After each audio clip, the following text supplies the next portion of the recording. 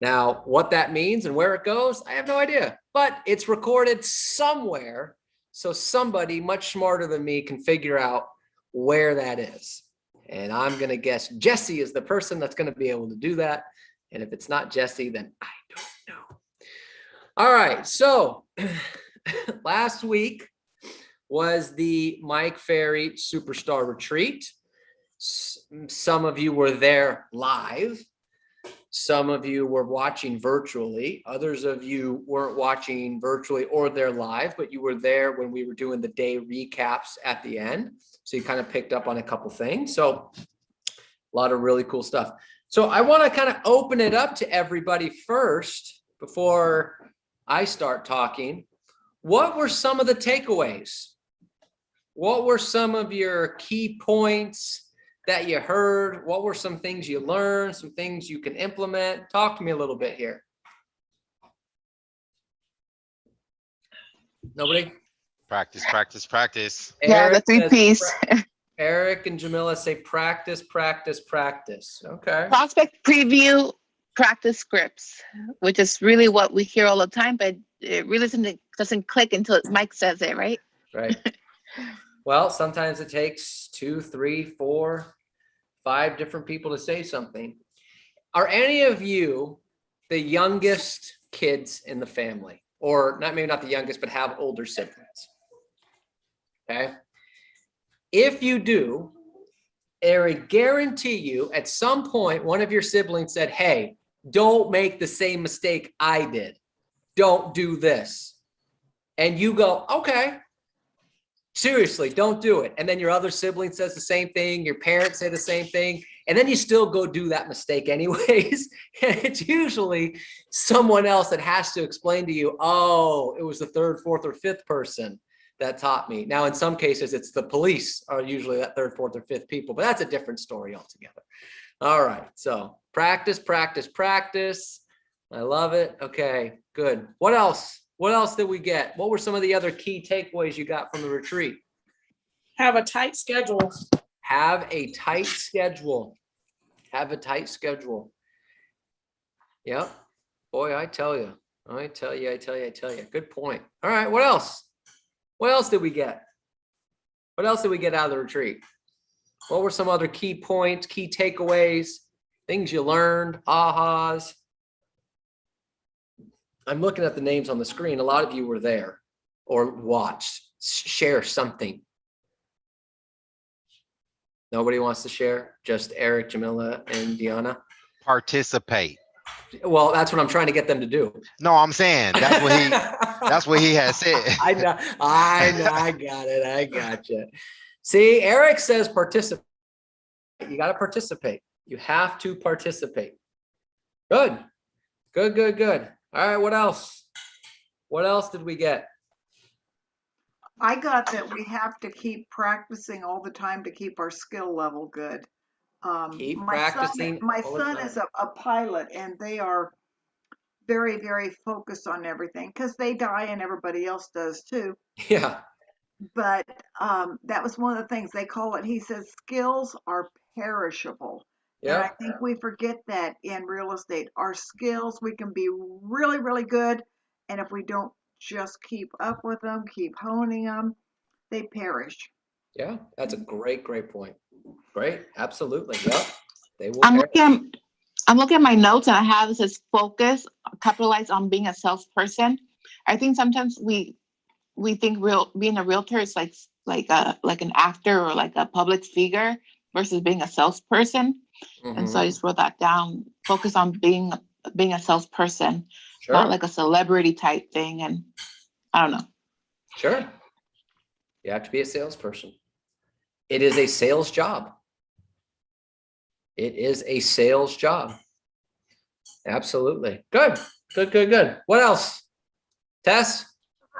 I have one. Okay, so we got to work on our mindset. We don't live in the past performance. Rear view mirror is smaller than the front mirror. Mm-hmm. So we have to look at the future. Can't live on past performance. Nope. Only focus on the future performance. Yeah, I that's a have great to one. get rid of my trophies then.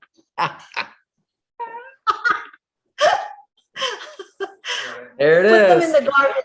Put them There in the it is. garbage, right?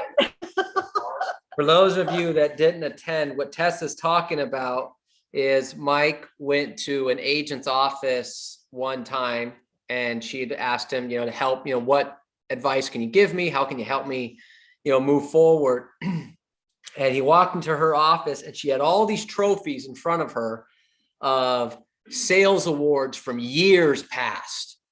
And so he said, okay, I'm going to help you. And so he told the assistant to go get a big trash bag and he threw all the trophies in the trash. And he's just like, what are you doing? And he says, you're focused on all your past results, not your future results. So can't live in the past. Absolutely. Good. What else? What else did we get? These are great. What else did we get?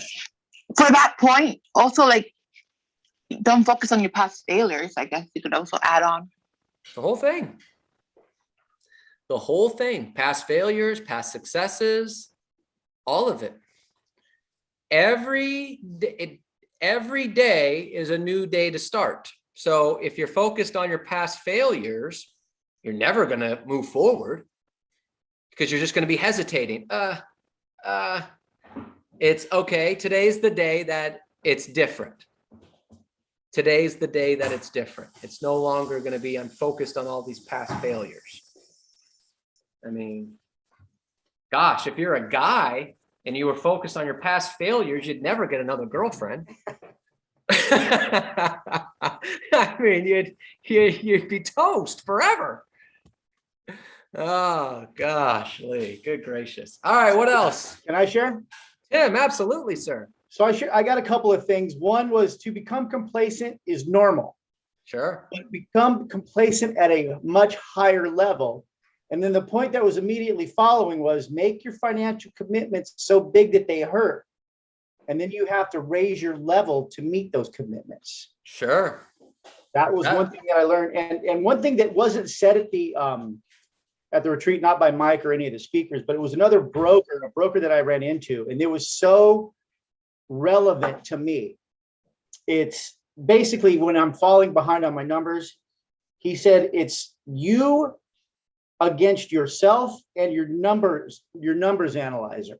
You know what you got to do, but it's not you against anything but you and your numbers analyzer.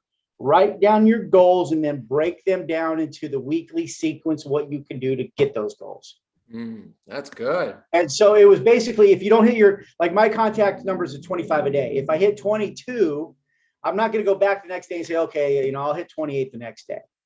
And then push it off to Saturday. Next thing you know, you got 45 you got to make. Right. Don't do that. Right. Right. You're completely hosing yourself. Yeah. So it was huge when he said it. It's you against your numbers analyzer, man.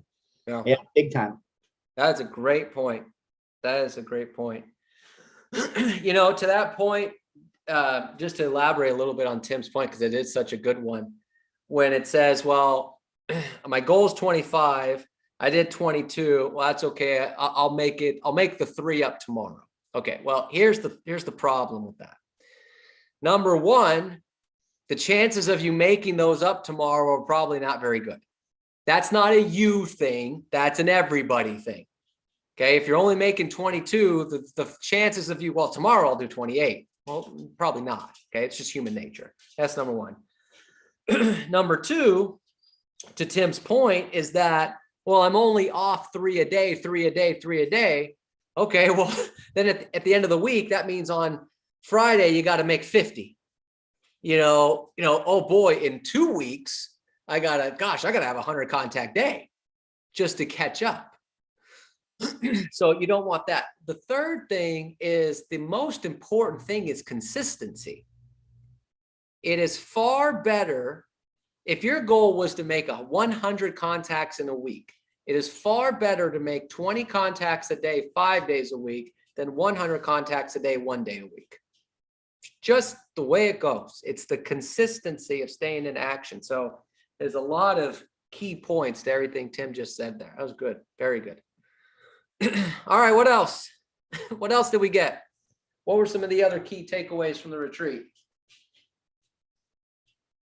What else did people get? I got one, Robert. Go ahead, Armin. It was, let me see. I accepted an attitude that prospecting is a lot of fun when I know what to say. Yes. Yes. And then Yep. with that in mind, I wrote down one part here where it says, hold on here. I didn't rewrite my notes like Iris did. I'm only on a couple pages. It says, what skills do I need to sharpen to dramatically increase my production? Sure. Skills do I Yep. need to sharpen? Yeah, absolutely. So going back to that first point there of, prospecting's fun because I know what to say. Nothing's really fun if you don't know what you're doing. Just isn't. Let me tell you something. Okay. We've got our backyard right now, and we've come up with this idea of, hey, we got a lot of extra space right here. We should try to, do some gardening. We could have our own tomatoes. We can have all these other different things. Now, we have one problem. I don't know what the hell I'm doing. And so therefore, this whole gardening thing has not been that much fun, okay? Because I don't know what I'm doing. So, but if I knew what I was doing, this might be kind of fun. That's the same concept here. Prospecting's no fun if when somebody answers, you're going, so are you interested maybe possibly selling today or tomorrow, or okay, never mind, and you hang up the phone. That's no fun. It's a great point. Good point. And then what skills you need to sharpen. So I would challenge everybody, because I'm guessing everyone here has at least one skill they need to sharpen, is to identify what that skill is. And then sharpen that one and then go to the next. Great points. Good job, Armin. Delroy, what was it, buddy? Go ahead. I got one. Yeah. He said the skill of understanding the use of a candid script presentation will eliminate most objections. Yeah, that's true. The skill of understanding the use of a candid presentation will eliminate most objections. That's true. That's true. Boy, I tell you, if you ever want to figure out the power of a canned presentation, here's something Mike told me years ago that made a lot of sense. Robert, how many people are downloading your scripts every month? None? Okay. Use this one. Okay. Got it. Good point. Good point. Canned presentation, whatever presentation you're going to use, you need a script. You need something to follow, because none of us are good enough to just wing it. None of us are that natural born salesperson where I don't know what to say. This person wants to sell. I'm just going to go there and figure it out and just kind of go with it and see what happens. What was this, the quote he used with Denzel Washington? If it ain't on the page, it ain't on the stage. I read a script. I mean, it's worked out pretty well for him. I'm just saying, he's done okay for himself. And he's talented. He could say, oh, I'm super talented and I'm number one and I'm going to go off the script. Yeah. And he doesn't. So he keeps his ego in check, I would imagine. Yeah. Oh, That's yeah. how Mike says. Very much so. Very much so. Well, I heard one time the only guy in the world that made a fortune off of completely improvising was Robin Williams. And I'm not saying this to one of you. This is what the guy told me. He said, and you are not Robin Williams. All right, fair enough. All right, good points. Good stuff. All right, what else? What were some of the other key points? Go ahead, Jamila. Robert Williams he wasn't embarrassed easily. And that was one of the points that Mike said.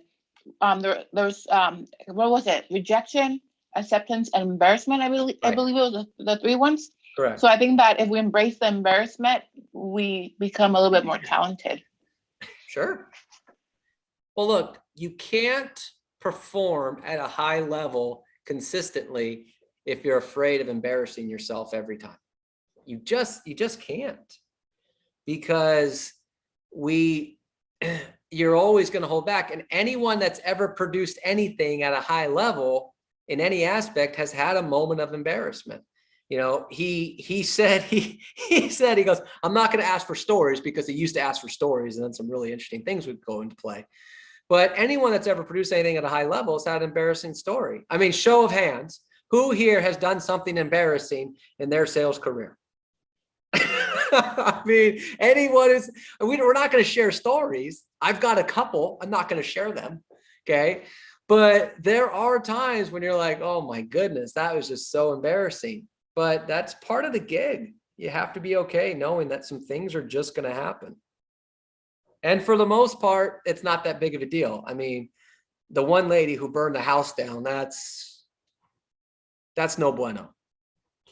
Okay, that's I didn't do anything like that. That's a topper. So short of burning, Robert, she could still sell the land, is what yeah, she's she could saying. still sell the land. It's a positive attitude. So short of burning a house down, you really don't have anything to worry about. Oh, it's good stuff. You have to do it. He didn't say that at this retreat, but he said it at another retreat, said that anyone who doesn't have any embarrassing stories is either non-productive or dead. So it's just part of the gig. All right, good. This is good. What else? What else were some of the other major takeaways, or some of the key points? I have one, Robert. Yeah. So succeeding is going from failure to failure with a smile and enthusiasm. Yeah. Winston Churchill quote. That's a good one. You can't lose your enthusiasm. You can't lose your smile. You have to keep going. You have to keep He said going. embracing, what was that? The skill of embracing continuous boredom. You got, every day, we prospect and it can be boring. Yeah. So you got to embrace it. Yeah. You have to embrace it. You have to embrace. Look at, despite what we see on TV, this job is not very exciting most of the time. Okay. I know people watch TV and they think real estate is, oh man, that is fast paced, living the life. Yeah. When you're showing the house. Okay. But most of the time we're on the phone getting told, no, hang up. Every so often you get a couple colorful words in there, that's most of our day. And you have to embrace the repetitious boredom of the job. It's a numbers game. It's a great point. That Delroy, that was, I had asked a couple people before the retreat, what were some of the takeaways they're looking for? And that was one of the things was, how do I get over the boredom, the same thing over and over again of prospecting? And it's tough. It's tough. Good. Along those same lines, the win game, playing the win game, since we get so much no's and rejection, and that could be from the time you wake up, getting your alarm clock. And if you get up when it wakes you up, win, and all the way through the rest of the day. It's wonderful. I never did it. Start doing that game today. You have to do that. You have to keep track of the wins. I would take it even a step further is, I've said this for a long time, is to keep a wins journal to remind yourself of your wins. Now, whether that be, as Mike said, we get so many no's, play the win game. And his goal was to get 75 wins a day. So, but I mean, think about a for sale by owner, as he mentioned, you could get like 10 wins on one for sale by owner. I drove to the house, win. I got out of the car, win. I actually knocked on the door, win. When they answered, I set a script, win. I could get 10 wins just on a for sale by owner. And if you keep doing that, you're going to win the game. Another way you could look at that is when you're prospecting is you have 3 chances at a win on every prospecting call. You get a referral of someone who's looking to buy or sell. You can get them interested in buying or selling, or you can get their information to add to your database to follow up. No, I'm not interested in selling. I don't know anyone who is. Great. One of the things I do in the marketplace is keep people updated of what's going on. Do you mind if I do the same thing for you? So I have 3 chances at a win on every call. Gosh, if I could get 1 win a day, 1 person to give me a referral, 1 person who says they're interested in buying or selling, or 1 person that says, yeah, add me to your database, give me a call every couple months. If I can get 1 win a day on that side, I'm gonna find some business. You got to keep track of your wins. Absolutely. Very, very important in our business. Good point there. All right, good. I wrote down here, it said, watch your prospect closely. I can't really understand my handwriting, but you said, watch your prospect closely. And I think that goes with time management, or sometimes when you think that you have a win and then you kind of stop, or your prospecting is kind of like, excuse my word, but half. Mhm. Because you think that you have a lead that's a future lead, and then that goes into like your mind tricks you thinking that you have a future contract when you don't. You have somebody that was too afraid to say no to you. To that point, Jamila, I got to tell you, in my of the notes when I went over, one of the biggest things that I hope people got is the verbal contracts. Zach Bear talked about it. Mike talked about it. I think even Ira talked about it, of this very much along the lines of what you just said is, oh yeah, no. I got this person's going to list with me. Or this person already told me I'm going to help them buy a house and this and that. That verbal contract that we have. And anytime, for those of you that are on my coaching schedule, you know what I'm going to say. Oh, no, this person's going to list with me. And I say, great. Do you have a signed contract yet? Well, no, not yet, but they're going to list with me. Okay. And they stay, just so you know, when I'm taking notes, because I keep track of active listings, active escrows, and leads, that person stays under leads until you have a signed listing agreement. That happens all the time. We have a verbal contract that they're going to list with me, a verbal that they're going to buy with me. And so we think I have my listing for the week, my listing for the month, my escrow for the month, and we back up a little bit. I hope a lot of people took note of that during the retreat, because that is a killer for some of you, that verbal contract. That was huge. Good stuff. Yvonne, what were you going to say? Yeah, this point is from Brianne Green, the young girl, 26, and sells hundreds of homes a year. Yep. She said, learn to be a master presenter and remember that it's a showtime with every person I meet. Yep. So it's not just at a listing presentation. Every time I meet, I want to be the master presenter, because you never know what the next person you're standing to can bring to you. Sure. What they have for you. So yeah, absolutely. It's a great point. Be a master presenter. But to that point, as Yvonne was alluding to, it's everything. Not the listing presentation is not the only presentation. Asking for a price reduction, boy, that's a presentation. Showing the client the offers, that's a presentation. Showing a buyer property, that's a presentation. As Mike said, we spend most of our day presenting. But you have Even to. the lead follow-up, he said. Yeah, lead follow-up presentation. Sure. And pre-call. Yeah, everything is a presentation, because if you don't treat it like that, then what happens, imagine doing the pre-qual and you don't treat it like a presentation. Then you're going to have a problem, because this is how it's going to go.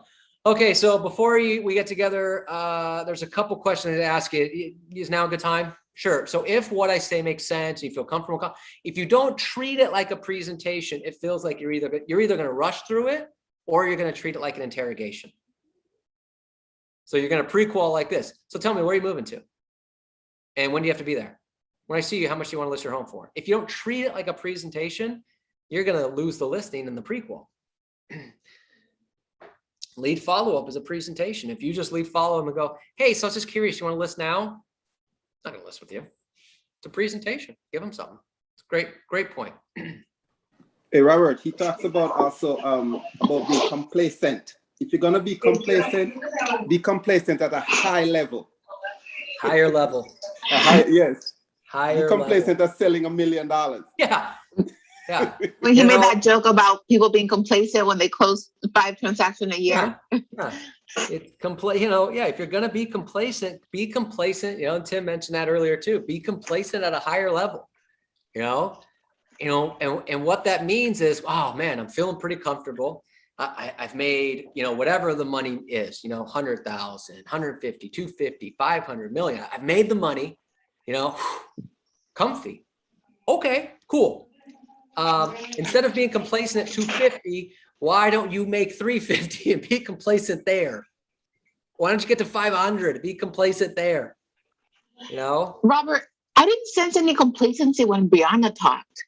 No. I don't know. I didn't sense that. Here's the thing.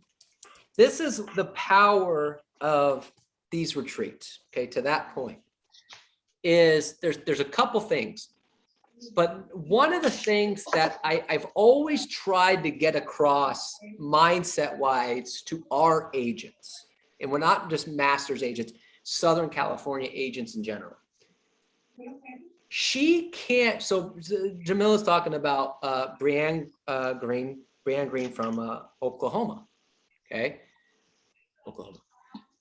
And this gal's, she just turned 33. She's been in real estate since she was in high school. She got her license when she was 18, and she's going to close 100 some odd deals this year. She closed 67 deals her first year.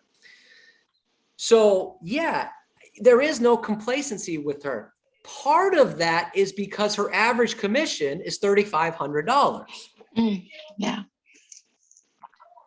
So she can't get complacent because she's only making a certain amount of money per deal. Now, however, the money she's making in her town, she's probably the richest person in town. Okay, that's not a joke. That's probably the truth. Okay, there's a lot of people like that. Bernie Gallerini is the richest person in Hendersonville, Tennessee. Okay, it's just the way it goes. But what I would love to get across is, what if you had her mindset that I have to close 100 deals, otherwise I'm not going to make any money. If you took that mindset, but having our price points.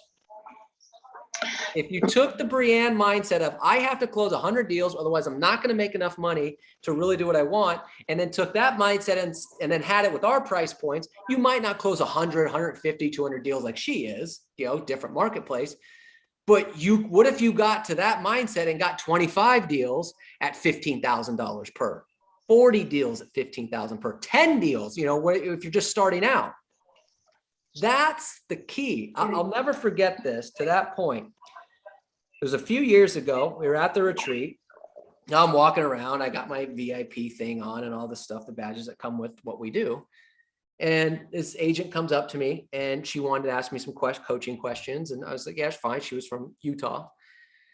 And that's what we do when we're walking around. They come up and ask us questions. And so I said, well, what are you looking to get out of the retreat? And she said, well, this is my third year in the business. And I'm telling you, Robert, I finally got to make it happen this year. I said, okay, well, tell me about your first 2 years. And she goes, well, my first year I did 18 deals. Now, mind you, she said 18. Now, I'm looking at her like this going, oh, okay. Internally, I'm going, holy crap, she did 18 deals her first year. That's really good. And she goes, last year I did 34 deals, but I'm telling you, I got to really figure it out this year. Now, in her second year, she did 34 deals. But her average commission in the town she was at in Utah was $4,000. Okay, it was a small town. So that's why she had to crank it up and get to at least 50 deals in year 3. But I'm sitting there going, gosh, what if I could take this gal's mindset, who did 18 her first year, 34 second, and put her in a market that does $15,000, $20,000 a transaction? You have to make that connection. Key point. Good stuff. All right. What else? What else did we get out of the retreat? What were some of the other? Keep your emotions between the lines. Keep your emotions between the lines. Do you have any advice for that? Because like I told you earlier, I'm in leasing right now, and it's a lot easier for like your leasing agents to steal your transaction because you're all using the same pipeline system. So I get frustrated, but I don't, really say anything. So, how are you keeping your emotions between the lines? I thought that was a good point, but I didn't really get how to execute it. There's a simple answer to that, and it's not a fun answer. Okay. The simple answer to keeping your emotions between the lines is you have to constantly generate business. That it's just the bottom line. And here's why. It's a great question. If I'm doing 5 deals a year, I need every penny of every one of those deals. So I am super emotional on every one of those deals. So if an agent, if I have a buyer, for example, and an agent tries to come and steal my buyer and I don't have a buyer broker agreement, I'm highly emotional because I'm like, I need that buyer. If I have a deal in escrow and the appraisal comes in short, I'm freaking out and I'm yelling at the appraiser and I'm yelling at this, or the other agent isn't performing. I'm getting frustrated with them. I'm emotionally attached because I'm only closing so many deals per year and I'm only carrying so many leads. If I'm constantly generating business, now let's fast forward to Karen Bernardi. Okay. Karen Bernardi's, she was there at the retreat. She was the one that Mike had talked about. For those of you who don't know, that she's the Michael Jordan of real estate. Okay. Karen Bernardi closes, her and her team close 250 deals a year. An appraisal comes in short on one of her deals, not a big deal. I mean, she wants to help the client, but she's not going to yell at anybody. She's not going to get frustrated. This is part of the gig. I've got 15 other listings and 16 other escrows going on. So I'm not emotionally attached to that deal. Makes so much sense. That's really the key. But I will tell you, it's hard when you're getting started because every deal matters so much. Right. So it's something you have to work up to. But that's the key to keeping your emotions between the lines is you have to have business constantly generating.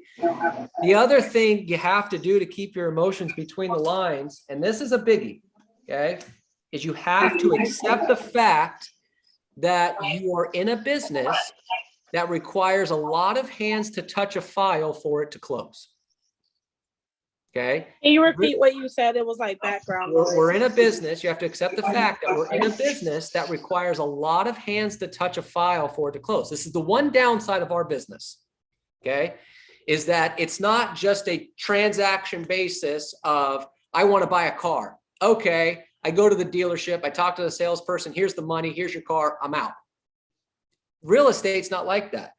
You have 2 real estate agents, typically, a buyer, a seller, you have an appraiser, you have a title rep, you have an escrow officer, you have an underwriter, you have a loan officer, you might have an HOA, you have an inspector. You have 11 or 12 people that have to touch a file and get approval for it to close, typically. So, and any one of those people could make this file go a little wonky. So you have to keep your emotions between the lines, you have to accept the fact that I chose an industry that there's a lot of things that are completely out of my control. And I can't let the fact that one of the 11 or 12 people that need to touch this file for it to close, it didn't work out. Well, what am I going to do? I did everything I could and the appraisal still came in short. I can't do anything. Yeah, so you just have to be okay and accept that as part of the gig. Perfect. Thank you so much. You're welcome. Robert, Hold on one second, Jamila. Go ahead, Michael.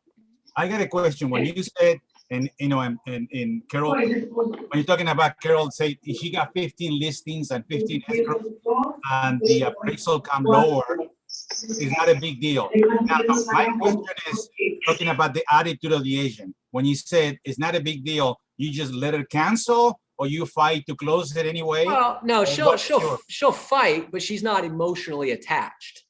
So what Mike was talking about was, keeping your emotions between the lines. So Karen Bernardi, if appraisal comes in short, is not going to throw her hands up in the air, panic, freak out, yell at the appraiser, yell at the lender, and do all these things because the appraisal came in short. She's not going to do that. What she's going to do is go, okay, well, appraisal came in short. let's go talk to the seller, tell them this is what it appraised at. Let's get the buyer on the phone. Let's see if we can put this deal together. So she's not going to let it cancel. She's going to try to put the deal together, but she's going to do it in a very calm, non-emotional way because she's got too much other stuff to worry about. The agent that doesn't do that and they get all up in arms and fits and they get angry and freak out and stress and things like that, it just, they're killing their business. They're killing their own business by doing that. And they're just irritating everybody else out. You know, so you can't do it that way. The interview that Neil had done last year with Steve Powers, he said the people that have like the most mindset issues are the people who don't have money, that, you know, once they have, you know, the strong business and they're seeing all this money come in, most of those mindset issues do fade away. I mean, they're different issues, of course, but they tend to go away. Well, when you generate more. Look, and you generate more, you don't tolerate. Yeah. Well, look, it's basic stuff in life, right? If you ever play sports, winning solves all the problems. You know, for those of you that watch sports or play sports, it's like, oh, this team's having all kinds of chemistry issues. And then they win. And it's like, oh, all the chemistry issues are gone. It's like winning solves every problem in sports. Well, to Jamila's point of what Steve Powers was saying, you know, mindset issues most of the time in our business get solved when we have deals, when we have money. That usually solves a lot of mindset problems. Right. So Just I have here circled learning the skill to be highly productive. And I think that goes with the minds, like telling yourself, I'm going to be productive. I'm going to be productive. I want to get the most out of this. The tighter I create my schedule, the less time I have, the less time I have to wander around the office or chit chat. And he said, tighten your schedule, like limit the hours that you work. We think that just because we're self-employed that we could have 10 hours to speak with 30 people, but you know, I speak with 30 people within 2 hours. So just learning to be very highly productive is the thing that I really circled and want to work on. Speed and efficiency. To that point, here's something really key, and Deanna had talked about this earlier too, the tight schedule. Some people, it takes some people 60 hours to work 40 hours. And that's part of the problem, is that we want to work a 40-hour work week. Okay, but some people, it takes 60 hours to do that because you're not efficient in that 40 hours. You have to really, if you really want to just forget top producer, all these other different things. If you just want to make your life and business better, create a schedule and stick to that schedule. Because here's the thing, we've heard for years, well, I say we, I always assume that people have been around Mike as long as I have, okay? Valerie Caro, who was one of the blueprints that they read, the very first one, has a very famous quote within the Mike Ferry organization that says, the tighter my schedule, the more freedom I have. And what that means is that Valerie ends her day at 3:30 every day. Now, she starts at 6:30, but from 6:30 to 3:30, she is on it. I mean, there are no breaks where she's just sitting around doing nothing. She's not just wandering around. She's not trying to do creative avoidance. She's on it from 6:30 to 3:30. And because she's on it from 6:30 to 3:30, she can leave at 3:30. And 90% of the time, that's her schedule. I had never met Brianne before. And so I didn't know this, but Brianne does the same thing. Her day ends at 3 o'clock. Her day ends at 3 and she goes from 7 to 3. And but the thing is, she's on it from 7 to 3. There are no breaks. There are no, I mean, there's mindset breaks, but there's no wandering breaks. There's no, I don't really know what I'm doing. There's none of this other stuff.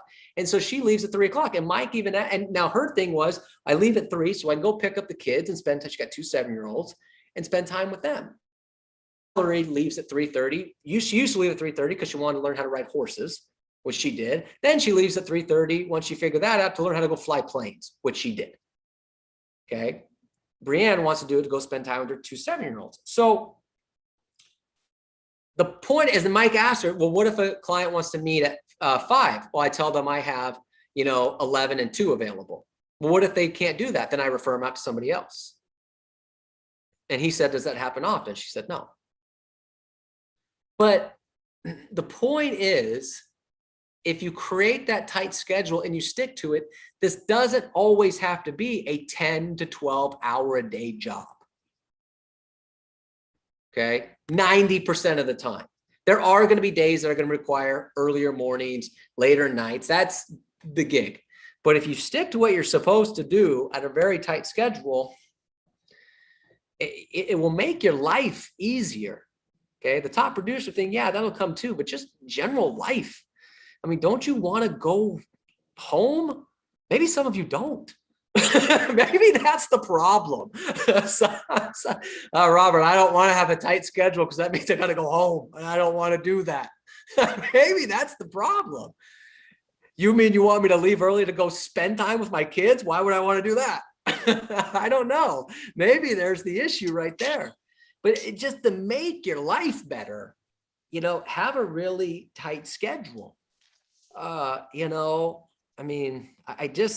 think that's one of the big, we hear it from Valerie all the time, but when Brienne said it, I was like, there's a second person who leaves at 3 o'clock and she's going to do 100+ deals this year. And I don't want to hear, oh, it's the market. It's the most ridiculous thing. Okay. Well, if I lived in Oklahoma, there are plenty of people in Los Angeles and Orange County and San Diego and Ventura and all over the place, that are doing a lot of business. I understand in some markets, there's more transactions than others, but you could still reach your goals, whatever your goals are, is the point. Okay. You just have to focus on that kind of stuff. So, Robert, very interesting. You said if I lived in Oklahoma, Mike said on day one, on one of his points, you're capable of a lot more than you could possibly understand. I think because we just don't grasp that we are, I guess, limited, because he did say that only limitations are self-imposed. So I think that it's just it goes back to mindset. I think how he said mindset equals activities and results. Yeah. Well, look, we're all guilty of in some capacity at some point in our lives of, well, if I was in their market, it would be different. If I was in Oklahoma, if I was in Utah, well, yeah, of course, Dave Abdallah can do 200 deals a year in Detroit. Have him come to San Diego, have him come to Irvine, have him come to Los Angeles. Let's see how he does. Maybe he doesn't do 200. I'll bet he'll do 100. I bet he'll do 150. You know what I mean? So there is some of that, but the point is, it's all about whatever your goals are. That's the thing. And Tim had mentioned that it's only you against your goals.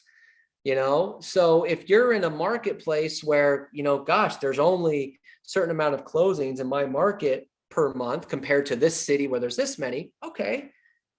All you're trying to do is reach your goals. Don't compare yourself to other people. Well, that's the point number one. Go after your dreams. Don't go after people. You're only as good as your dreams that you have, he said. Yep. It's a good point. Good stuff. All right. Very good. Very good. Very good. Very good. Learn to like yourself. I like that one. Learn to like yourself. I don't know. It's my hang up. Well, Jamila, I put that on, there was a couple people. Let me tell you something. One of the most painful things I ever had to do coaching was before the Superstar Retreat, I don't know, 3 or 4 years ago. Mike goes, all right, I have a homework assignment for you. What's that? Okay.